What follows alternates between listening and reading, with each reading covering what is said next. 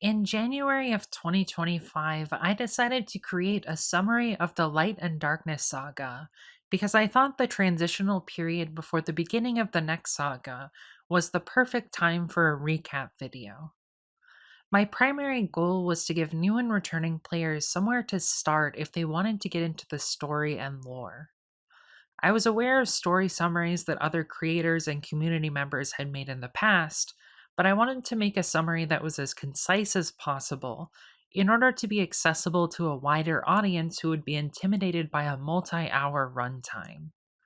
My original target was a video of roughly 1 hour in length. I wanted to strike a balance between the deep lore that's only conveyed through text and in game storytelling, respecting both media and their contributions to the overall narrative. Writing good summaries is hard. Writing a summary of Destiny's 10-year storyline is an almost masochistic task. This is because you can't approach it the way one would typically write a summary.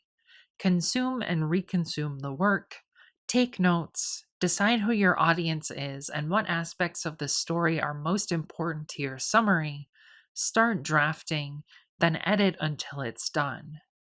It's fundamentally impossible to write a summary of the Light and Darkness saga this way for two reasons. The first is that the corpus you will be digesting is almost insurmountably large, 1 million+ words in lore tabs in Grimoire alone, on top of expansions, quests, dialogue, and environmental storytelling all spanning a decade. Revisiting all of that material would take several months to years, and the notes would snowball into something unwieldy. The second problem is more fundamental: content vaulting. Every seasonal narrative except for the current expansion cycle is inaccessible in game, except for piecemeal reissued content like exotic missions, strikes, and battlegrounds. 4 of Destiny 2's marquee story campaigns, the most important narrative content for 2 of those 10 years, cannot be played in any form, including one of the most critically acclaimed expansions in Destiny's history. The only way to find out what happened in Sunset narrative content is relying on related lore, YouTube playthroughs, transcripts, or Bungie's cutscene archives. This is a research nightmare because you can't rely on primary sources, the game itself, and is a far cry from how the story was originally intended to be experienced. To solve this problem and create my summary of the Light and Darkness saga, I took an unorthodox approach, one that I think is a bad way to construct a summary, but was the least bad option for me personally. I started by drafting an explanation of the story from memory, then attempted to painstakingly fact check every single sentence of summary. Unsurprisingly, the first draft kind of sucked, as it was missing key details and subplots, and had some major factual errors due to the fallibility of my memory and not actually having experienced some of that sunset content firsthand. I did a little bit of research while writing the first draft, mostly looking up lore entries when my memory of part of the story was too vague to actually write anything. After the first draft was complete, the real bulk of the process began: research. The way I tackled fact-checking was to first search ishtarcollective.net, the online lore repository, for keywords related to the fact I was checking, and see if I could find direct evidence in the text of lore to create a citation. In cases where I knew exactly where the facts came from, like Unveiling or the Books of Sorrow, I went back and reread those lore entries and pulled relevant quotes to cite as primary sources. I reread dozens of lore books during this process. If that failed or I knew the event happened on screen in-game, I searched for transcripts or recordings of relevant material and skimmed them, looking for a quote that proves the fact.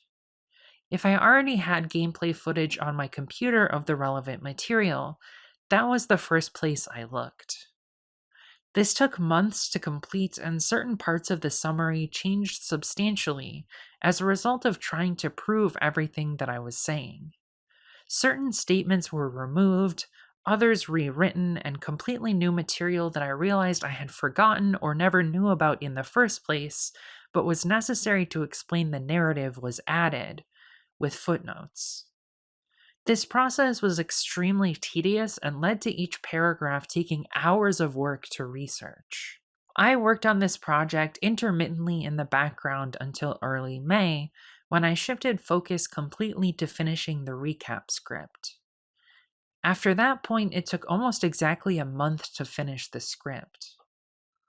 Once the research and fact checking was done, I did a couple of passes of editing on the script to clean up writing issues and improve flow until I had something I was mostly happy with. The final length ballooned to an hour and 47 minutes, almost double my initial goal, but I didn't want to make any further sacrifices because I worried the summary would become incoherent or pointless if it lacked sufficient detail. Another aspect of the summary process is interpretation. It's fundamentally impossible to write a summary without inserting some level of interpretation, a fact I was conscious of and tried to treat with care during the writing process. I tried to make sure I was aware of how my interpretation of the narrative was impacting explanations of ambiguous events or concepts, so that if anyone had questions, I could easily explain why I interpreted events that way.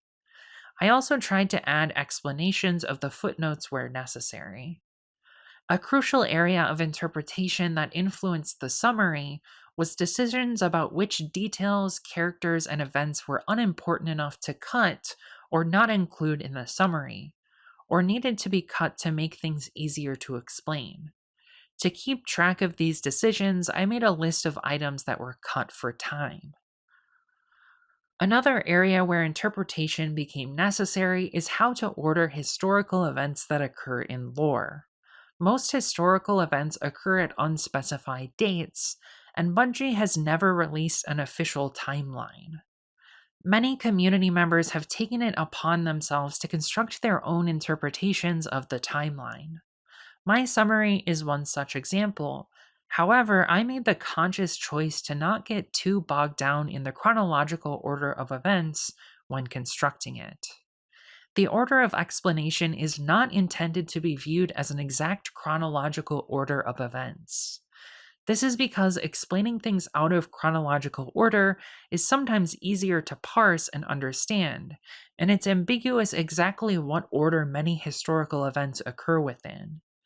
Whenever I write summaries, I usually explain information in the order I think will make it easiest for the audience to understand the plot. This is why certain events are explained out of order, like waiting to explain Fellwinter and the Iron Lords' demise until right before Rise of Iron, or the first Court of Fire team during the Dark Below, so that the information is fresh when discussing the expansion. I treated things on a case by case basis depending on how much information about contemporary events was required to understand the event, how critical it was to the plot of the expansion, and how easy it was to construct a logical flow between separate events. If it was easier to explain something directly after another event, like Mara building the Dreaming City after the context of Riven being the last known Ahamkara at the end of the hunt, I chose to explain it that way even though we know that Mara built the Dreaming City before the Ahamkara hunt. In my view, the main goal of a concise summary is not to construct a perfect chronological timeline, but to explain the story as efficiently and effectively as possible. A lot of people who don't directly engage with the lore themselves tend to assume that most story and narrative information is cut and dry. However, this is not true at all. Some of the most important lore entries contain degrees of ambiguity about what actually happened, usually in the form of unreliable narrators, ambiguous language that implies information without stating it outright, deliberate obfuscation for dramatic or poetic effect, metaphor, and allegory. This makes summarizing these events without interpretation of the available and unavailable information fundamentally impossible. In a few cases, the authors of these lore entries have explained what their intent was when writing.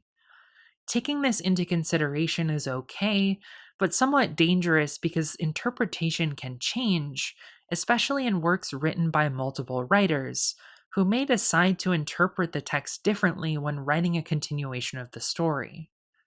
This has caused a lot of inter-community conflict in the Destiny lore community about unveiling specifically.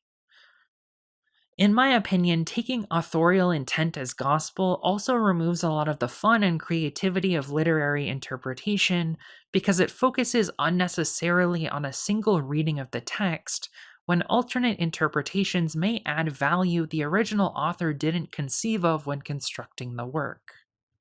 The most notable examples of ambiguity are unveiling, which is written almost completely in metaphor and allegory, and Oryx's construction of the tablets of ruin in the books of sorrow. These are areas where there are certain facts that have been established without doubt, but a degree of ambiguity still exists regarding interpretation. The main question about the tablets of ruin is which voice in the deep Oryx spoke to. Certain readers have historically interpreted this as one of two exclusive ways. Oryx spoke to the winnower and the winnower alone, or Oryx spoke to the witness and the witness alone. I have wavered between these two interpretations at various points, but have become a fence sitter as there is textual evidence that both parties were involved to some degree. In episode Heresy, it's explicitly stated in the lore that in the Books of Sorrow, Oryx speaks to the winnower in Majestic Majestic via the Tablets of Ruin.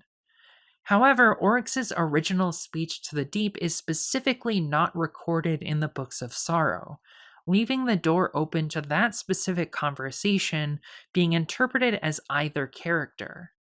However, the fact that the conversation is stated to be with the deep itself does strongly imply the winnower. But on the other hand, statements in Shadowkeep that we now know the witness makes are attributed to the darkness, which confuses matters. The conclusion that Oryx talks to the winnower is stronger because it's just inferring the conversation is with the same party later depicted. However, there is textual evidence, mostly coming from Witch Queen and Final Shape, that the witness had the power to take prior to Oryx, and that its ability to take planets into the Ascendant Plane is a stronger version of what Oryx writes on the Tablets of Ruin. This leads some to believe that the witness is involved in Oryx's first conversation with the deep. However, it could be possible that the witness gained the power to take from the winnower independently from Oryx. This is why my explanation of the Tablets of Ruin is phrased extremely deliberately as Oryx then speaks with the deep itself, meets the winnower, and perhaps the witness. We don't know with 100% certainty how the witness is connected to the Tablets of Ruin, and that the winnower is the only entity Oryx talks to in the darkness. Unveiling central ambiguities are what the literal events that the text explains are, how the gardener and winnower manifest in our universe, what the original final shape is, and what the first knife is. I took the interpretation that the flower game, as described via Conway's Game of Life, is synecdoche for the literal flower game, which is supported by the winnower's explanation that this game is nothing compared to the game played by the gardener and the winnower. It resembles that game as a seed does a flower. No, as a seed resembles the star that fed the flower, and all the life that made it. I implied that the Vex are originally the final shape that escaped the flower game, but did not state this outright.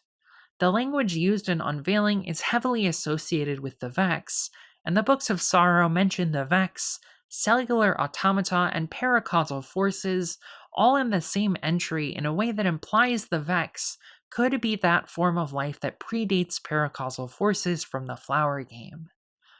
Their behavior of trying to destroy or convert everything in the universe into a copy of themselves is very thematically similar to what the final shape is explained to be in Unveiling. I tried to mostly sidestep the first knife question by only referring to it twice, once during my summary of Unveiling and explaining that the witness claims that title. There are other ambiguities in the summary, but Unveiling and the Books of Sorrow are the two most important and discussed examples, which is why I explained them here. Compared to the writing process, the video editing was equally intense. I decided to try to use as much relevant visual footage from gameplay as possible without taking footage from other community members. I plundered a lot of footage I already had on my computer for relevant cutscenes, gameplay, and visuals, but I didn't have everything I needed. As a result, I spent hours in game grabbing footage of stuff like replaying entire missions just to use a few short clips. I also made use of Bungie's cutscene archives and some images from the game uploaded to ArtStation by Bungie employees. The editing also took substantially longer than it normally would because most of the clips used lasted just a few seconds. According to Adobe Premiere, there are a total of 765 individual video clips in the final edit, which is extremely high compared to a normal one of my videos. Not having footage of some sunset content required me to get creative about what I showed on screen when discussing it, but I tried to keep things as relevant as possible. Recording and editing took about 3 weeks, most of which was acquiring and editing video clips for visual imagery. I'm very happy with how the edit turned out, and I think the extra effort was worth it. That's pretty much it for the production process. Thank you for watching, and thank you for being a channel member. Your support helps justify investing time and resources into larger projects like this one.